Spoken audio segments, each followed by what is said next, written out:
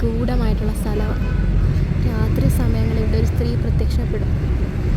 എന്നിട്ട് അവിടെ നിന്ന് താപ്പോട്ട് കാലം നീട്ടി ഇരുന്നിട്ടൊരു പാട്ട് പാടും. ആ പാട്ട് ഒഴുകി വരും നീ യാമങ്ങൾ തോറും. Hello guys, welcome to my YouTube channel. ഇത് സോന, ഇതാണ് എൻ്റെ സോന. അപ്പോൾ ഞങ്ങൾ രണ്ടും കൂടെ ഇന്ന് ഒരിടം വരെ പോകാൻ വേണ്ടി ഇറങ്ങിയേക്കാണ്. എങ്ങോട്ടാണെന്ന് ചോദിച്ചാൽ അതിന് മുന്നേയായിട്ട് പറയേണ്ടത്, വീഡിയോ എടുക്കാൻ വേണ്ടി ഇവളെ ഏൽപ്പിച്ചു. ലാൻഡ്സ്കേപ്പ് എടുക്കാൻ പറഞ്ഞപ്പോൾ അവൾ എടുത്ത് വെച്ചത് മുഴുവൻ ഇമാതിരി വീഡിയോസാണ്. എനിക്കതുകൊണ്ട് ഇങ്ങനെ ഞാൻ ആഡ് ചെയ്യാനാണ് പറ്റിയത്. പിന്നെ ഇടയ്ക്കിടയ്ക്ക് ഇങ്ങനത്തെ എന്തോ കുറച്ചൊക്കെ കാണിക്കുന്നുണ്ടായിരുന്നു.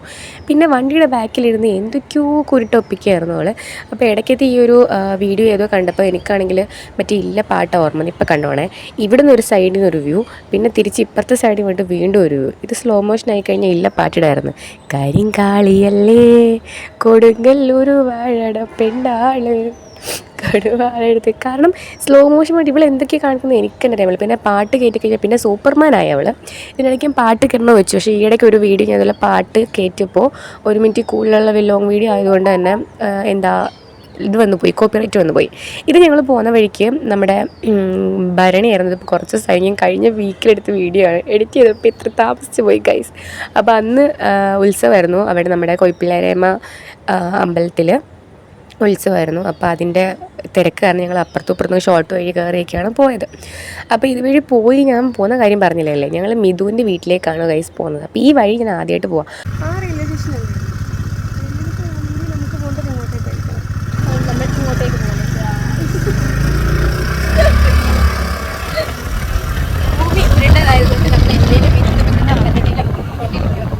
തിരിച്ച് അതേ കാളയുടെ ഫ്രണ്ടിലെത്തും.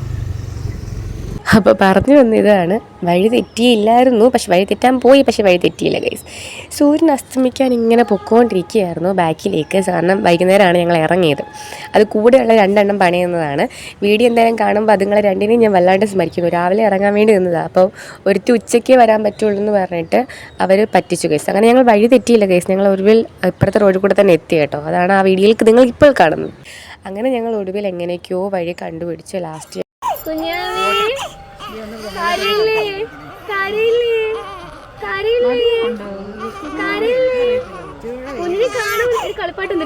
കുഞ്ഞിൻ്റെ അടുത്ത് എത്തി ഗൈസ്. കുഞ്ഞിൻ്റെ ഇച്ചിരി വീഡിയോ എടുത്തുള്ളൂ. കാരണം കുഞ്ഞല്ലേ, ഒന്നും ആയില്ല. ഒരു 5 ദിവസം 6 ദിവസം കണ്ട് ആയിട്ടുണ്ടായിരുന്നുള്ളൂ.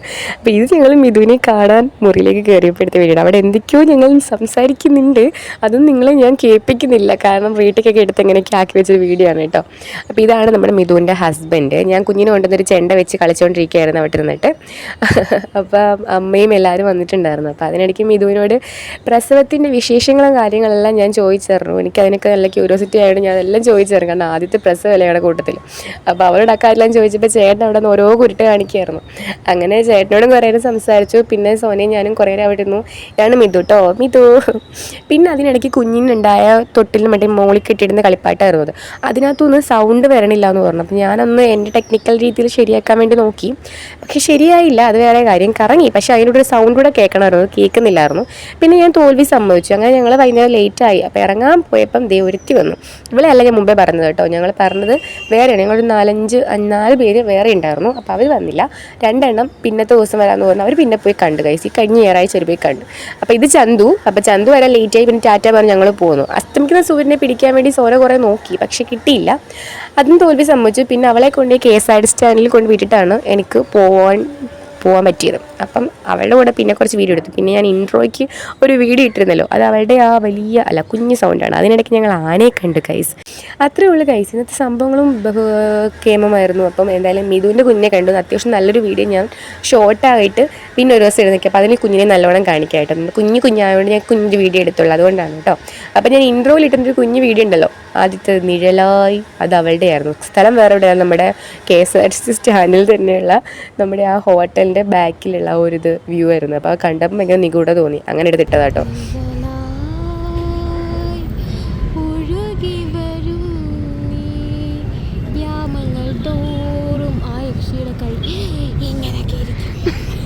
അപ്പോൾ അത്രയേ ഉള്ളൂ ഗൈസ്. സോനയോടൊപ്പം this is signing off Varsha Prakash. Tata.